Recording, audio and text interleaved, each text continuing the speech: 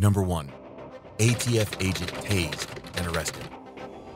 We have seen police officers creating difficulties for citizens many times on this channel. But in this video, we will see how other law enforcement officers are not safe from cops as well. Okay, let me see your hands. I need to see some ID. Get on the ground!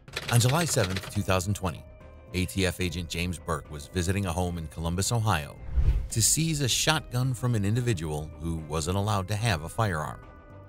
However, little did he know that doing his job would turn out to be his biggest mistake. Agent Burke knocked on the door and showed his badge number to the person inside. However, the resident didn't listen to Burke's reasoning and quickly dialed 911 and reported to the police that a person was impersonating a law enforcement officer. The caller read the dispatcher Burke's badge number while refusing to open the door.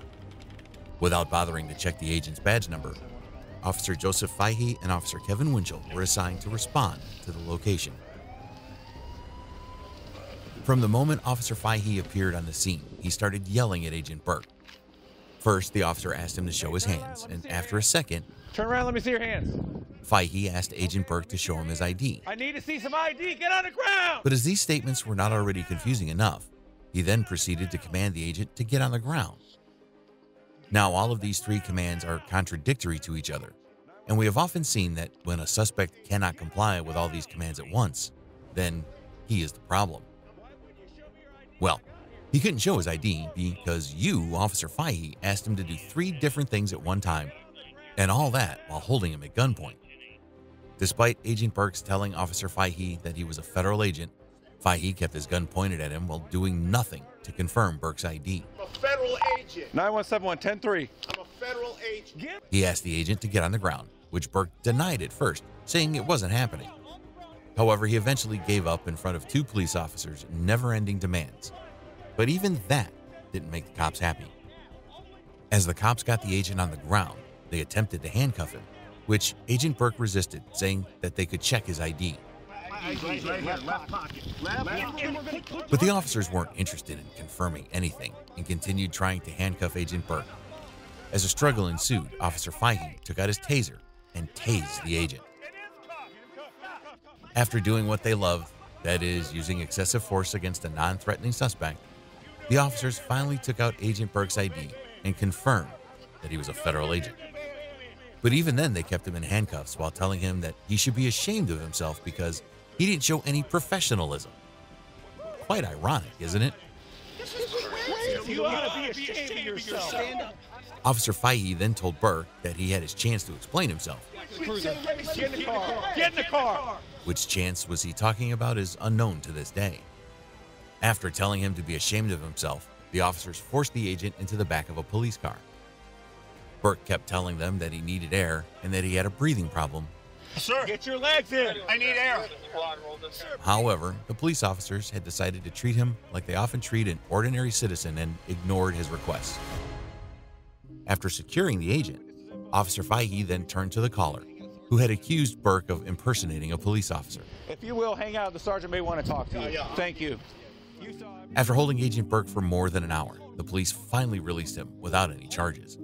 Although the Columbus Police Department forgot the incident the next day, Agent Burke didn't. He filed a federal lawsuit on the 4th of December 2020 against the city of Columbus, Officer Fahey, and Officer Winchell. The lawsuit claimed that the officers had used excessive force against the agent and had violated his constitutional rights. Burke also claimed in the lawsuit that following his arrest by the Columbus PD, he had been put in an administrative support role within the ATF, as he couldn't perform the duties of an agent due to injuries that he suffered at the hands of Officers Fahey and Winchell. What makes this encounter worse is that both Officer Fahey and Officer Winchell are 20-year veterans. As unprofessional and poorly conducted as this investigation was, unfortunately, ATF agents are not the only ones who become victims of cops' misunderstanding. In the next case, we will see how a female cop, Heather Loveridge, shot an FBI agent. Number 2, FBI agent sues a CMPD cop after being shot in friendly fire. In November 2019, an incident unfolded in Charlotte, North Carolina, that resulted in a friendly fire shooting. The FBI task force was executing a search warrant when a police officer from Charlotte-Mecklenburg Police Department, Heather Loveridge, opened fire on who she thought to be a suspect and mistakenly shot an FBI agent, Clarence Belton. The injured officer has now taken legal action against Officer Heather Loveridge and the city of Charlotte by filing a lawsuit. The lawsuit alleges negligence, assault and battery, violation of Fourth Amendment rights, and negligent infliction of emotional distress. Belton, who had served as a law enforcement officer for nearly a decade, saw his career come to an abrupt end due to the shooting. The lawsuit claimed that Loveridge's actions were intentional and exhibited reckless disregard for Belton's rights and safety. Now, let's find out what really happened that resulted in a friendly fire. Based on the initial criminal complaint, the officers proceeded toward the subject of the investigation, a 47-year-old individual named Larry McConaughey, who was in the process of moving a trash can to the end of the driveway. As the officers made their presence known by announcing themselves, McConaughey swiftly retreated inside the premises, and when the agents entered through the door, they encountered McConaughey, who was in possession of a handgun. At the same time, a team of CMPD officers had also arrived at the location. After the FBI agents informed their team members that the suspect had a gun, multiple shots were fired. It was later revealed that these shots were a result of the confusion and chaos in the heat of the moment. As the FBI agent, Belton, unarmed and crawling on the ground, was attempting to exit the garage after getting the warning from his fellow FBI agents, a CMPD officer, Loveridge, standing in the driveway, fired her weapon at him, thinking that he was McConaughey. As a result of the shooting, Belton was severely injured and was transported to the hospital. It is important to note here that even after knowing that Belton was not a threat and that Loveridge made excessive use of force, she was not charged with a crime for shooting Belton.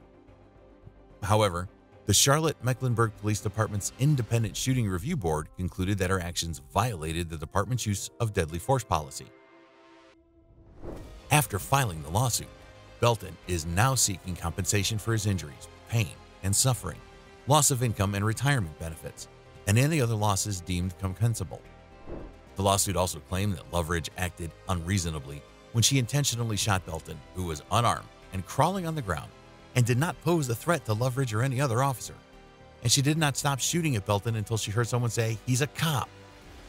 This only highlights the unprofessional attitude of someone who is supposed to act in the interest of citizens and make the right judgments.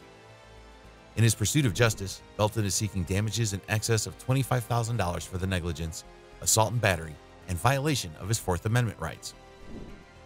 The lawsuit emphasizes that officers should exercise restraint and adhere to protocols to prevent tragedies like this from occurring.